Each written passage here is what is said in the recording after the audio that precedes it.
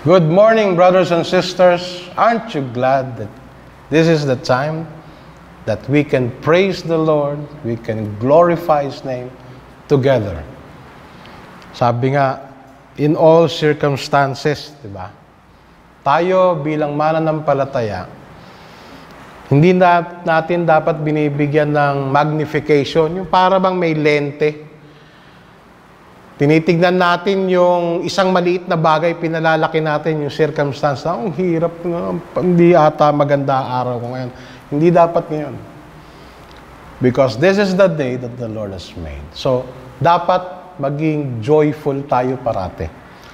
Sabi din sa Philippians 4, verse 10 hanggang 13. So, verse 10. But I rejoice in the Lord greatly. Nakakagulat. Rejoice in the Lord greatly, that now at length you have revived your thought for me, in which you did indeed take thought, but you lacked opportunity. That not I speak of lack, for I have learned in whatever state I am to be content in it. Sa verse 13, sabi pa nga ron, hanggang verse 13, I can do all things through Christ who strengthens me. In all circumstance, rejoice in the Lord greatly. So sa pagbukas pa lang ng bukang liwayway, rejoice in Him greatly. Magpasalamat ka. Magpasalamat tayo. Dahil sabay-sabay tayo muli na magpupuri sa Kanya. Di man tayo magkakasama ng physical. Spiritually, we are joined together because we have one body. We are members of one body. Isang katawan. Isang kongregasyon. Isang church. And this church is rejoicing greatly because God is our God, because God gives us everything. Will you do that? Will you be rejoicing with Him, with us, greatly? Let us pray. Father, we come before your throne of grace, O Lord, shouting, we love you, O Lord God, for everything that you have done. We rejoice greatly, O Lord, for the many benefits of being your child, of being in this congregation, in this church. Each one of us who loves you greatly, Lord. See through us, O Lord. You mold us, O Lord, to the very person that you want us to be, so we can praise you more every day, along with our brothers and sisters, oh God. Father, guide us through, lead us through all of these endeavors as we rejoice in every day that you have given us. Thank you, Father. Thank you for your love. Thank you for Jesus Christ. For thus, this is the faith that we have in you. Thank you, O Lord, for everything. Thus we pray in Jesus' name. Amen and amen.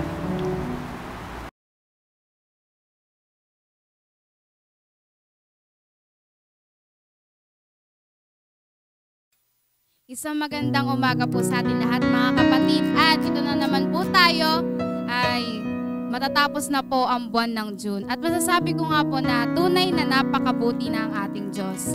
Kaya ngayon po mga kapatid, inaanyayahan ko po kayo na awitan natin siya ng may galak at may saya.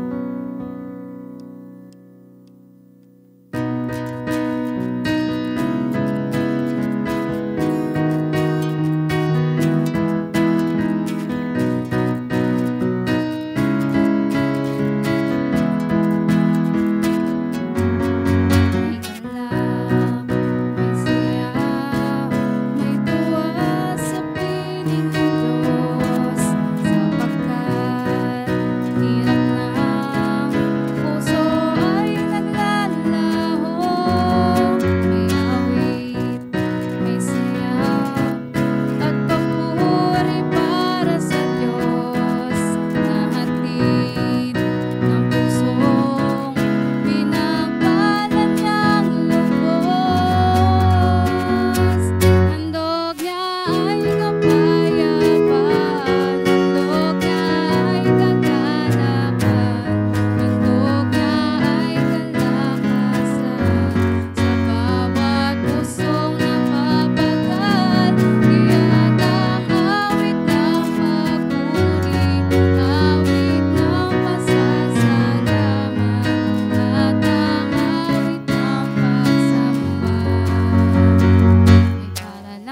Kanya.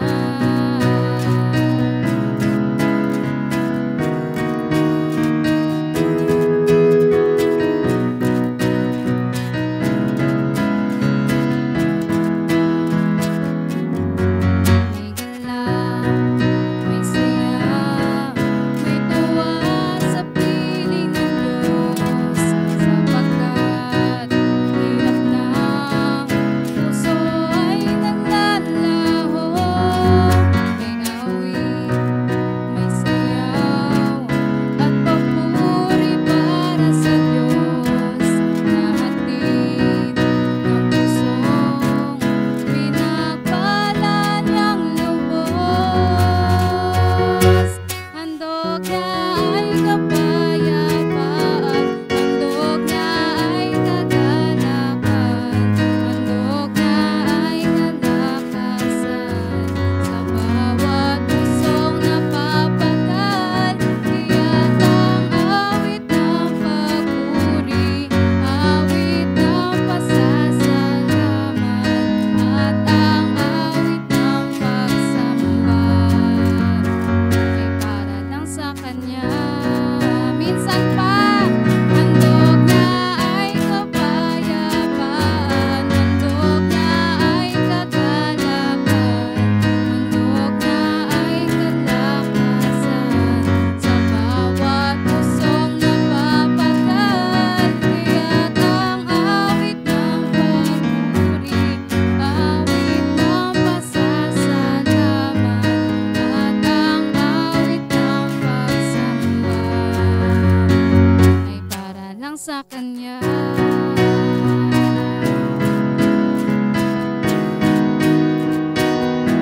para lang sa Kanya.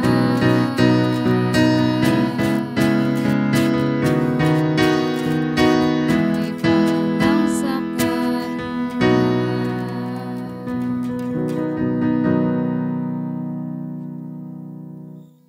Panginoon, napakabuti mo sa amin. Maraming salamat, Panginoon, sa lahat ng biyaya, maging, Panginoon, sa pagkakaligtas mo sa amin doon sa krus ng Kalbaryo, Panginoon.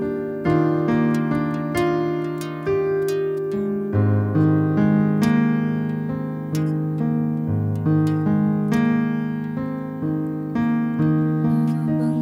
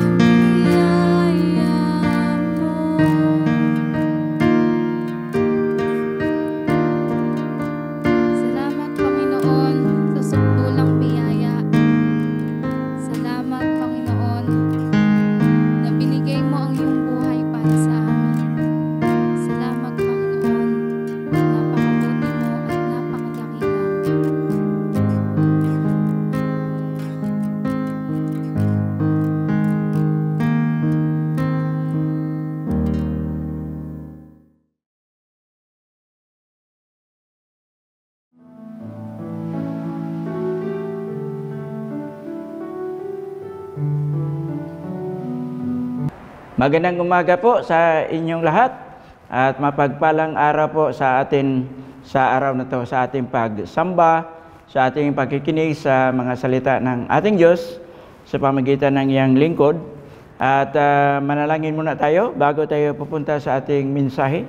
Aming banal na Diyos, salamat po sa umagang ito na patuloy mo po kaming iniingatan, ginagabayan sa araw-araw. Salamat po sa kalakasan at kalusugan sa aming mga pisikal na katawan, ganun din sa aming spiritual na buhay, Panginoon. Salamat po na patuloy yung mga pagpapala pinagkaloob mo sa amin kahit sa marami mga pagsubok sa panahon ngayon, pero ikaw po ay nagbigay sa amin ng kalakasan sa aming pananampalataya upang kami po ay magtagumpay sa anumang mga pagsubok sa buhay na aming kaharap. Panginoong Diyos, patawarin na po kami sa aming mga kasalanan at buksan ang aming mga isipan sa pakikinig sa iyong mga salita, Panginoon. Ito pong aming dalangin sa inyo, sa pangalan ni Jesus, na aming Diyos na tagapagligtas, sa pangalan ng Ama, ng Anak, ng Espiritu Santo. Amen. Mga kapatid, ang ating topic ngayon ay tungkol sa kaligtasan o salvation. Ang kaligtasan, ito'y nangyari na, nakalipas na ng 2,000 taon, 2,000 years ago, yung pagganap sa paggawa ng kaligtasan ng mga taong makasalanan nung si Kristo ay ipinako sa cross.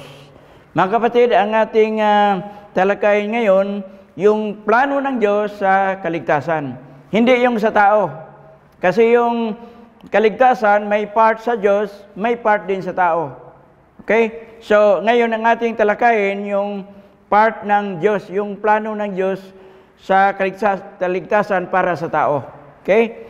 So, ang Diyos na sinasabi ng mga apostol, lalo na si Apostol Pablo, meron siyang sinasabi tungkol sa kaligtasan na ginawa ng ating Panginoon sa Efeso chapter 2 verse 4 and 5. Pakibukas sa ating screen. Ephesians chapter 2, verse 4 and 5. But God is so rich in mercy, and He loved us so much, 5, that even though we were dead because of our sins, He gave us life when He raised Christ from the dead. It is only by God's grace that you have been saved. So, mayroong tatlong mga salita na binanggit ni Apostol Pablo tungkol sa kaligtasan na ginawa ng ating Panginoon doon sa cross. Una, yung pag-ibig. Dahil iniibig ng Diyos ang tao, dahil nilikha niya ang tao, kawangis, at mahal niya ang tao. Kaya hindi niya pwedeng iwanan ang tao dahil mahal niya. At dahil sa kanyang pagmamahal sa tao, nais niyang iligtas sa kasalanan na nagawa ng tao. At yung pangatlo, itong mercy, no? Mercy ang Tagalog dito, awa or habag. No? Dalawang salita o iba pang siguro mga translation sa Tagalog. Pero ang binanggit dito, habag. Yung awa at habag ng ating Panginoon.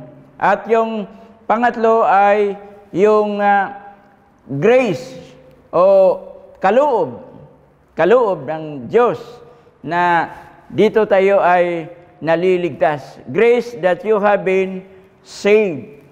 Without grace, hindi mangyari ang kaligtasan sa buhay ng mga tao sa mundong ito. Dahil ang Diyos ay puno ng kaawaan, puno ng pag-ibig, at puno ng kaloob sa atin. Sa verse 4, sinabi dito sa Tagalog, subalit mapakasagana ng habag ng Diyos at mapagdakila ng pag-ibig niya sa atin. Grabe, no?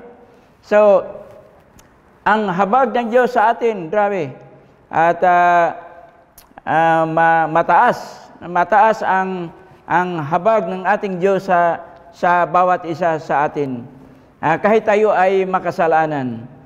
Tayo'y binuhay niyang kasama ni Kristo nung tayo'y mga patay pa dahil sa ating pagsuway. Naligtas nga tayo dahil sa kanyang kagandahang loob. Napakahalaga itong tatlong binanggit ni Apostol Pablo na pag-ibig, love, at mercy, awa or habag, at grace, yung kaloob na binigay sa Diyos sa atin. Ito'y sa Diyos yon, sa Kanya yon. Wala pa sa tao yon. Kasi ang tao na makasalanan, nung nangyari ito, wala tayong pag-ibig, walang awa, walang kaloob, dahil ang tao ay makasalanan. Malayo siya sa Diyos. Wala sa Kanya ito. Sa Diyos ito.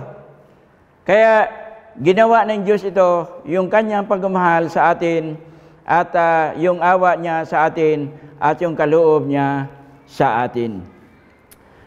Dahil sa kasalanan, ginawa ng Diyos yung pagligtas sa ating mga kaluluwa.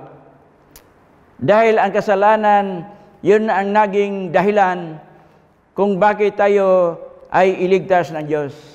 Nalaman natin sa Genesis, yung history ng tao, nung ang tao ay nagkasala sa Diyos dahil sinuway nila ang Diyos sa pagkain ng bawal na pagkain sa puno ng kahoy, bunga ng puno ng kahoy, sa the tree of knowledge. Nangyari yon na sila po ay sumuway at nagkasala, kaya doon na nagkaroon ng pagputol sa relasyon ng tao at sa Diyos. Nahiwalay tayo sa Diyos. Kaya nais ng Diyos na maibalik ang tao. Pero sa nakita natin at nabasa natin sa history, sa Genesis, ang tao ay patuloy na nagkasala. Hindi sumunod sa kalooban ng Diyos, bagkus sila po ay nagpatuloy sa kanilang kasalanan hanggang nagsisi ang Diyos na nilikha niya ang tao. Kaya nung nangyari noon, nung nagsisi siya, sabi sa Genesis chapter 6, kung basahin ninyo sa inyong mga tahanan, nais ng Diyos na lilipulin ang lahat ng tao sa mundo, lahat ng linalang. Nangyari nga, nung panahon ni Noe, mabuti na lang may isang tao at yung kanyang pamilya ni Noe na matuwid sa harapan ng Diyos at sumusunod sa kalooban niya, hindi natuloy yung paglipol sa lahat ng tao. Kundi si Noe ang pinili ng Diyos dahil siya po ay sumunod sa kanyang kalooban, at sa pamagitan ni Noe, dumami ang tao sa mundo. Pero ganoon pa rin, no? Napansin natin, ang mga tao ay talaga makasalanan. Kung tingnan natin yung bunga ni Noe, yung kanyang mga lahi, imbis si Noe ay matuwid sa Diyos, pero ang lahi niya masama pa rin. Grabe, no? Hindi talaga mapigilan ang kasalanan ng tao, hindi mabago ang tao, at ginawa ng Diyos ang lahat ng paraan nung panahon ni Noe hanggang dumating si Moses sa pagbigay ng mga batas o 10 Commandments. Pero kahit ganoon, wala pa rin. Hindi pa rin sumunod sa kalooban ng Diyos ang tao, nagkasala pa rin. Kahit may mga batas, sinusuway pa rin yung batas. Kasi sa batas, walang taong matuwid sa batas. Ito lamang ay nagpatunay na ang tao ay talagang makasalanan. Sa atin, ang mga batas, sinusuway pa rin. Hindi sinusunod. Kahit sa mundo natin, no? Lalo na sa nangyari ngayon doon sa Cebu, na hindi sumusunod sa mga protocol sa ating gobyerno, sa health, kung paano maiwasan yung mga sakit o sa coronavirus. Maraming nahawaan doon kasi hindi nila sinusunod yung protocol, yung mga pamaraan na dapat gawin. Sabi nga, yung mga tao talaga matigas ang ulo. Matigas talaga ang ulo. Pero mahal pa rin ang Diyos. Kahit ang tao ay matigas ang kanyang ulo, hindi sumusunod sa kanyang kalooban, mahal pa rin ng Diyos ang tao. Dahil ang tao nga ay nilikha niya, kawangis niya, at kasing tulad sa image niya, kaya mahal niya talaga ang tao. So sa ating mga Bible, ating buksan sa Roma 6:23, for the wages of sin is death, but the free gift of God is eternal life through Christ Jesus our Lord. Sapagkat ang kamatayan ang kabayaran ng kasalanan, ngunit ang libreng kaloob ng Diyos ay buhay na walang hanggan sa pamagitan ni Kristo Jesus na ating Panginoon. So, sa pamagitan ng kasalanan ng tao, ang kabayaran ay kamatayan.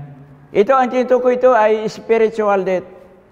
So, ayaw ng Diyos na ang tao mapunta sa kamatayan spiritual dahil ang ating kaluluwa pag namatay, hindi sumusunod sa kalooban ng Diyos, dalawa lang ang kanyang puntahan, langit at saka impyerno. Ayaw ng Diyos na ang tao ay hindi maligtas. Ayaw ng Diyos na ang tao ay mapunta sa impyerno. Gusto ng Diyos na ang tao ay makapasok sa kanyang kaharian, makapasok sa kanyang tahanan. Dahil ang Diyos ay nagmahal sa atin. Sa John 3:16, sinabi doon, no? For God so loved the world that He gave His only begotten Son, that whosoever believeth on Him should not perish but have everlasting life. Sapagkat at gayon na lamang ang pag-ibig ng Diyos sa sangkatauhan, kaya't ibinigay niya ang kanyang kaisa-isang anak upang ang sino mang sumasampalataya sa kanya ay hindi mapahama kundi magkaroon ng buhay na walang hanggan. Grabe, no? So, dahil mahal ng Diyos ang tao, binigay ang kanyang bugtong na anak na si Jesucristo upang tayo po ay maligtas. Kaya, si Jesus is our Savior.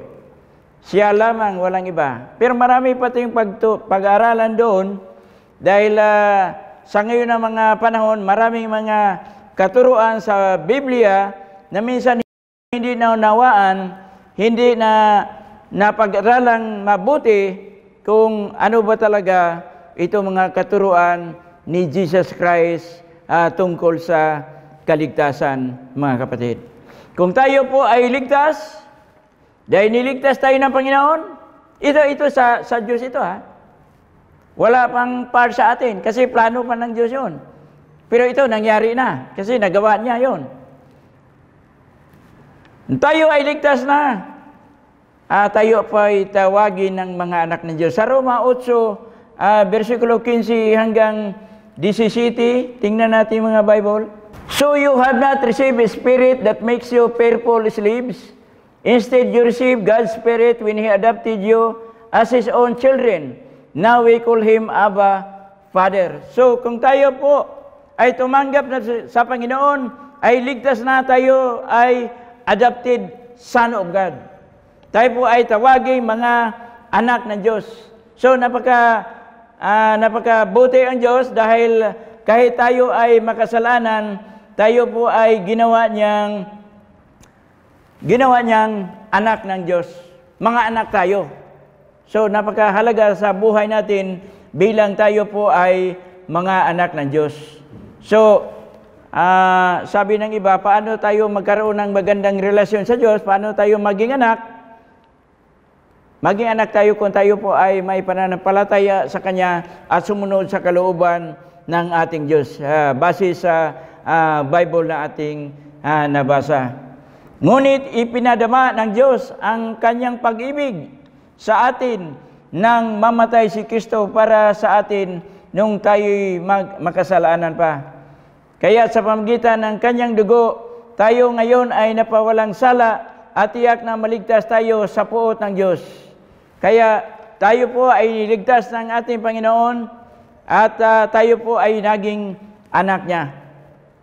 At mayroon pang isa dito na kung tayo po ay sumunod sa kalooban ng Diyos at tinanggap na natin ang Diyos, tayo po ay makapagmana sa kaharian ng ating Diyos. Sa Galatia 4, verse 4 hanggang 7, buksan na natin mga Bible. Dito, but when the right time came, God sent His Son, born of a woman, subject to the law.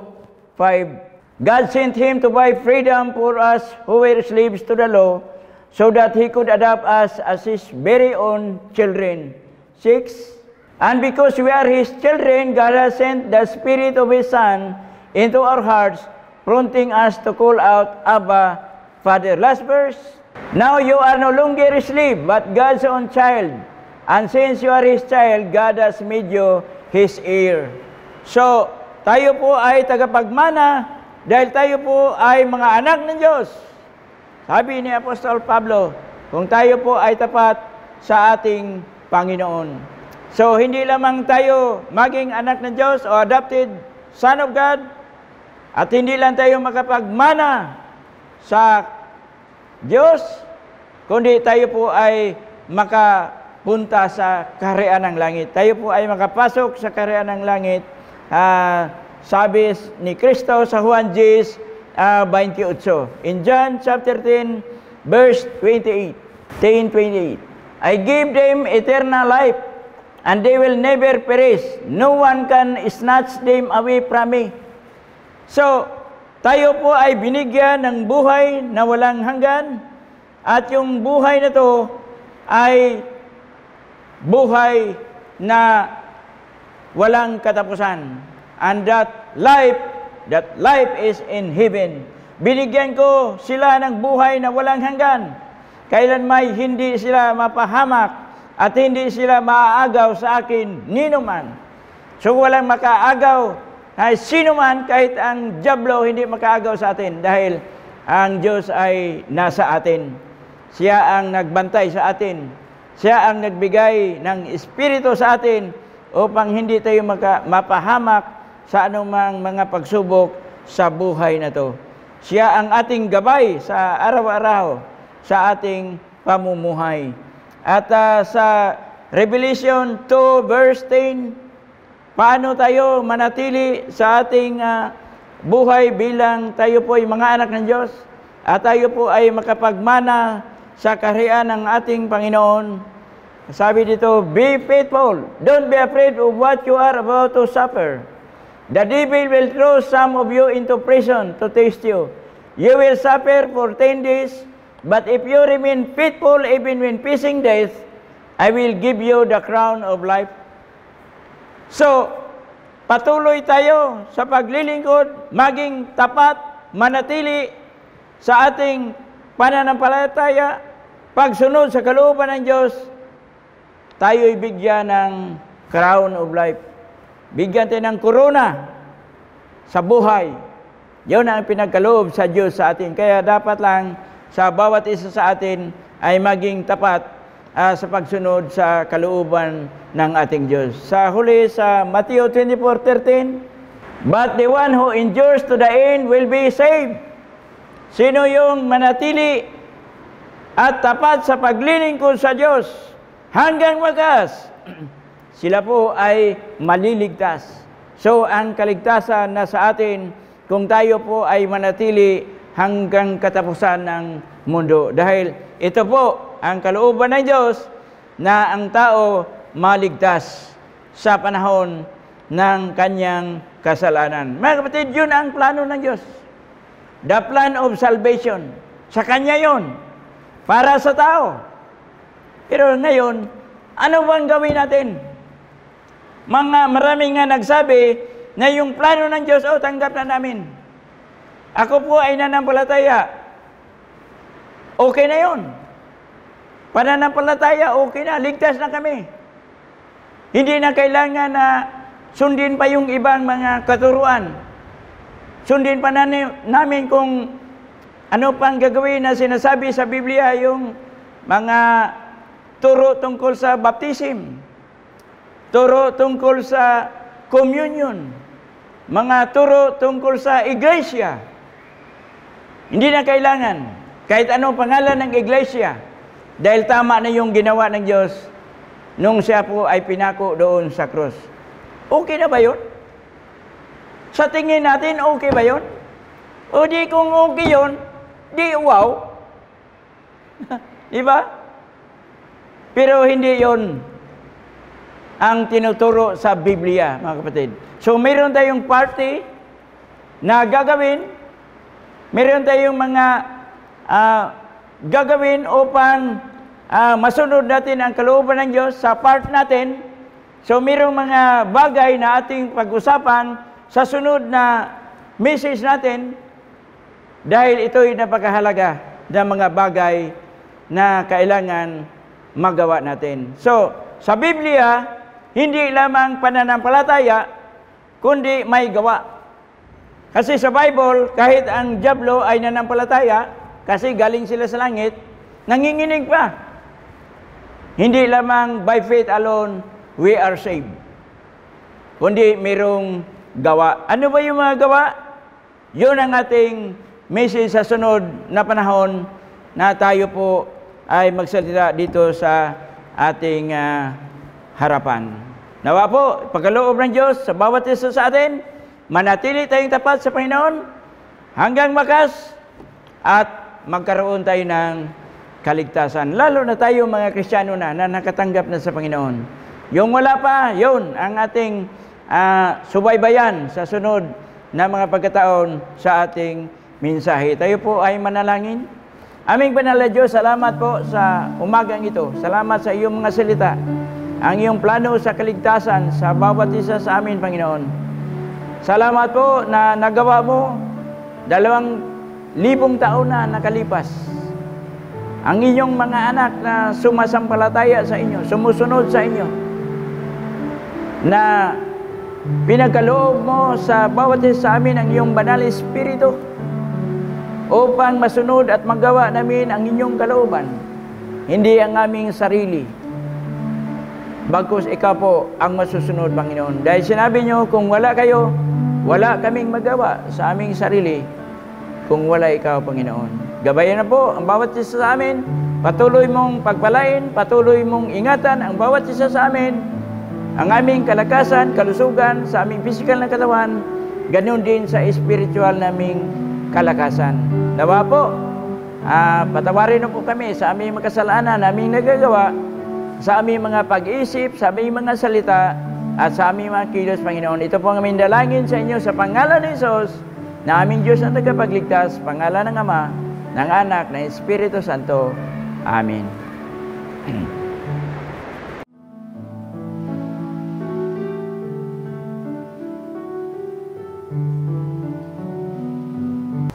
Okay, mga kapatid, tayo po ay nasa dulang na ng Panginoon. At bago ko po basahin ang mga talata, ay ihanda po natin ang ating mga sarili upang ito ay pakinggan nating mabuti. Kaya babasahin ko po ang mga talata. At samantalang sila'y nagsisikain, ay dumampot si Jesus ng tinapay, at pinagpala, at pinagputol-putol, at ibinigay sa mga alagad, at sinabi, "Kunin ninyo, kanin ninyo, ito ang aking katawan." At dumampot siya ng isang saro at nagpasalamat, at ibinigay sa kanila na nagsasabi, "Magsiinom kayong lahat diyan, sapagkat ito ang aking dugo ng tipan na nabubuhos dahil sa marami sa ikapagpapatawad ng mga kasalanan. Datapwat sinasabi ko sa inyo na buhat ngayon ay hindi na ako iinom nitong bunga ng ubas hanggang sa araw na yaon na inumin kong panibago na mga kasalo ko kayo sa kaharian ng aking Ama." At pagkaawit nila ng isang himno, ay nagsiparoon sila sa bundok ng mga Ulibo. Purihin ang pagkabasa ng salita ng ating Panginoon. Tayo po ay sama-samang manalangin. Amang banal, Diyos na makapangyarihan sa lahat, tunay, Panginoon, na napakaganda ng iyong plano para sa amin. Salamat sa pagliligtas, Panginoon, na ginawa mo doon sa krus ng Kalbaryo. Na ito ang dahilan kung bakit kami narito upang alalahanin ang ginawa mong pagliligtas para sa amin. Salamat, dakilang Diyos, sa napakagandang biyaya na ibinigay mo sa amin, ang kaligtasan ng aming kaluluwa. Kaya narito, O Diyos, ang saro, narito rin ang tinapay na simbolo ng iyong dugo at ng iyong katawan na siyang naging handog sa ikapagpapatawad ng aming mga kasalanan. Basbasan mo ito, Panginoon, upang huwag maging hatol sa amin, kundi lalo kaming maging malapit sa iyo. Lalo ka naming paglingkuran sa aming buhay. Tulungan mo kami, Panginoon, na maging tapat sa iyo sa paglilingkod. Tulungan mo na huwag naming pabayaan ang pagtitipon, huwag naming pabayaan na mawala ang aming pananampalataya at madaya kami ng kasalanan. Tulungan mo kami, Panginoon, na maging matatag sa aming pananampalataya upang pagdating ng araw ay makasama ka namin sa langit na bayan, sa iyong kaharian. Salamat po, Panginoon. Ito po ang aming samo at panalangin sa banal na pangalan ni Jesus. Amen.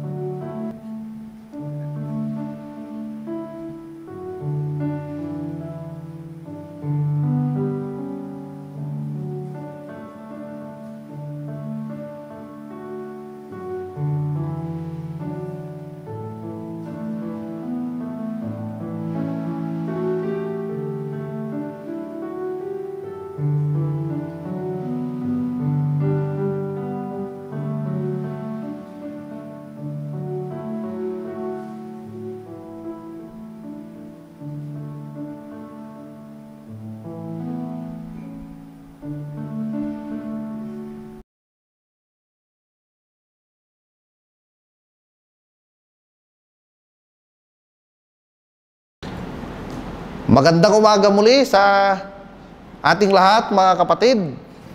At sa mga sandaling ito, tayo po ay dadako na sa ating pagkakaloob sa ating Panginoon. At ganito po ang ating mababasa sa sulat na Apostol Pablo, Kabanatang 9, talatang 7 hanggang 8, ay atin po mababasa ang mga sumusunod.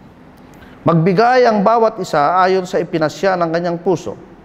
Huwag mabigat sa loob o dahil sa kailangan, sapagkat iniibig ng Diyos ang nagbibigay na masaya. At maaaring gawin ng Diyos ang lahat ng biyaya ay magsisagana sa inyo, upang kayo na mayroong laging buong kaya sa lahat, ay magsipalagana sa bawat mabuting gawa. Sa panahon natin ngayon, ang bawat pamilya ay dumadaan sa pagsubok. Ngunit katulad ng mga unang Kristiyano, partikular ang mga taga-Macedonia na ating mababasa po sa banal na kasulatan, sila po ay nagkaloob. At doon sa akin pong binasa sa verse 7 po nitong 2 Corinthians 9, ang dapat na kaakibat ng ating pagkakaloob ay yung tayo po ay masaya at hindi po napipilitan. May promise po, mga kapatid. Doon sa verse 8, ang sabi niya rito na ang lahat ng biyaya ay magsisasagana sa atin. Ngunit dapat na doon sa ating pagkakaloob, dahil ito po ay isang pamamaraan din ng ating pagsamba, nandun yung hindi mabigat sa kalooban, kundi tayo po ay masaya doon sa atin pong pagbibigay. So anuman po yung ating mga inanda ay ipagkakalob natin sa Panginoon at samahan po ninyo ako sa atin pong pagpapasalamat. Amang Diyos, muli Panginoon, kami po ay lumalapit sa iyo sa oras na ito.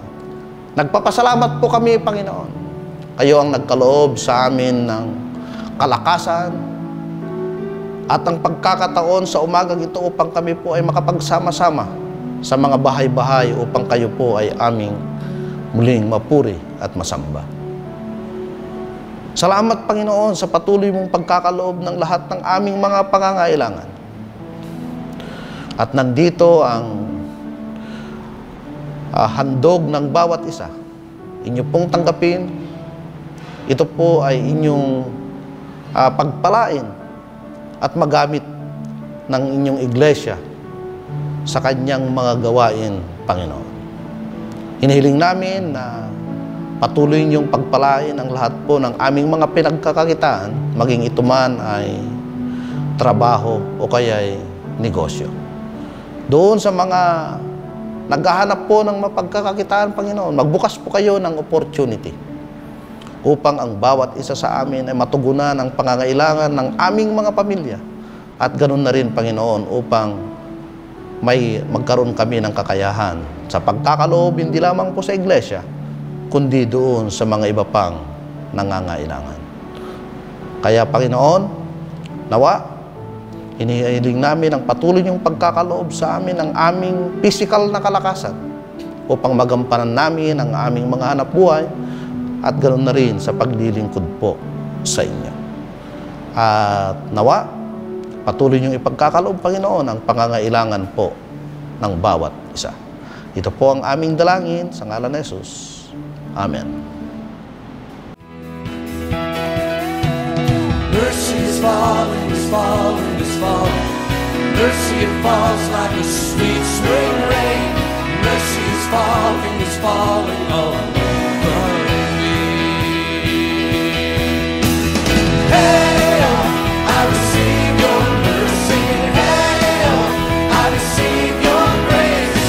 Hail, I will dance forevermore.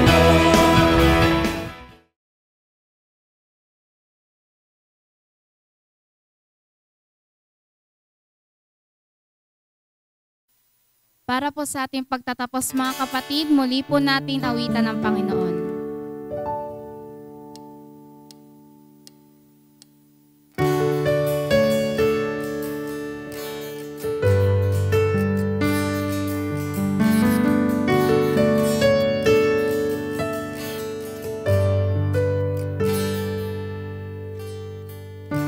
Mayroon lamang ako sa libong buhay, hindi pagkakait lahat sa'yo ibibigay.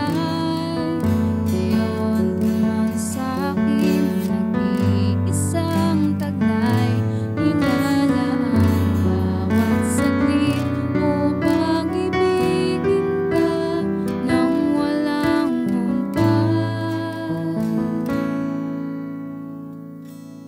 Gaya ng dagat na hindi napapagal sa pag-alon, ang puso ko ay sa'yo nang mamahal. Sa habang panahon, natatanging kayamanan ko'y ikaw ay sambahin. Wagas na pagsintay iyong dinggin, kalakip ng awitin.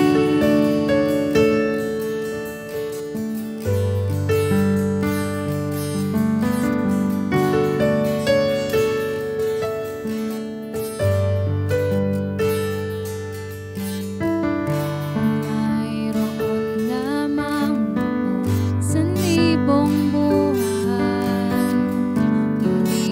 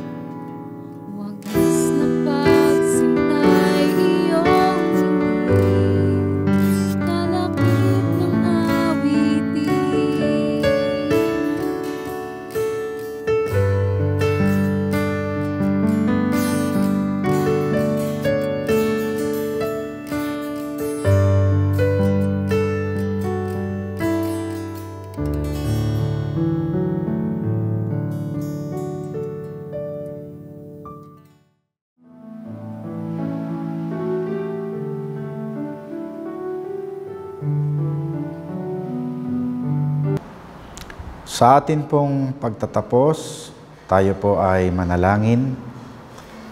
O Diyos na makapangyarihan sa lahat, pinupuri ka po namin at pinasasalamatan sa pagtatapos ng aming gawain. Salamat Panginoon at patuloy mong iniingatan ng iyong mga anak.